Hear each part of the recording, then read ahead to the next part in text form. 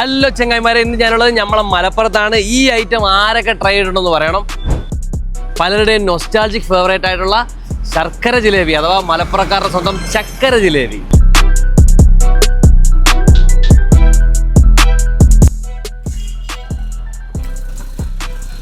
അടിപൊളിയായിട്ട് ഇത് വേറെ തന്നെ ഒരു ടേസ്റ്റ് തന്നെയാണ്. ഇത് ഫുള്ളൊരു ശർക്കരയുടെ ടേസ്റ്റ് വരുന്നത്. ഇത് ശർക്കരയാണോ? ഫുള്ള് ശർക്കരയാണ്.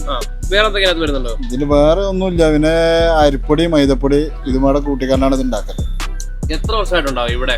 ഇവിടെ ഇപ്പൊ ഒരു 18 വർഷം, 19 വർഷമായിട്ടുണ്ടാവും. ഇപ്പൊ നമ്മുടെ ഒരു ഓർമ്മയില്, കാക്കയുടെ ഒരു ഓർമ്മയില് എത്ര വർഷമായിട്ട് ഇത് ഈ ഒരു മലപ്പുറത്തിന്റെ ഒരു പ്രധാന ഫുഡായിട്ട് മാറിയിട്ടുണ്ട്? എന്റെ ഓർമ്മയിൽ പറഞ്ഞാല് ഞാനിപ്പോ ഇതില് വർക്ക് ചെയ്ത് കഴിഞ്ഞിട്ട് ഒരു 7 വർഷമായിട്ടുണ്ട്. ഇതിന് മുമ്പ് തന്നെ ഇവിടെ കട ഉണ്ട്. നിങ്ങളുടെ ഒരു ചെറുപ്പകാലത്ത് ഇത് ഫേവറേറ്റ് ആയിരുന്നു? മലപ്പുറം മുട്ടായി എന്നുള്ള ആ പേരിൽ അറിയപ്പെട്ടിരുന്നു. അന്ന് ഇതിന്റെ പേര് മലപ്പുറം മുട്ടായി എന്നായിരുന്നു. ഇന്നാണ് നമ്മളെ ചക്കര ജിലേബി ആയല്ലേ? ചക്കര ജിലേബി ഇപ്പോഴും മലപ്പുറം മുട്ടായി എന്ന് പറയും ചിലവരൊക്കെ.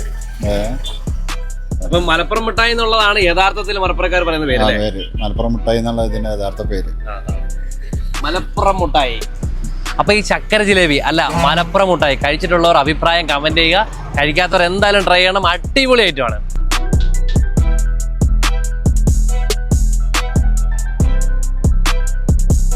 മലപ്പുറത്തിന്റെ പല ഭാഗത്തും ഞാനിത് കണ്ടിട്ടുണ്ടെങ്കിലും എനിക്കിത് കിട്ടിയത് കിഴക്കേത്തല ഫെഡറൽ ബാങ്കിന്റെ നേരെ ഓപ്പോസിറ്റിലാണ്.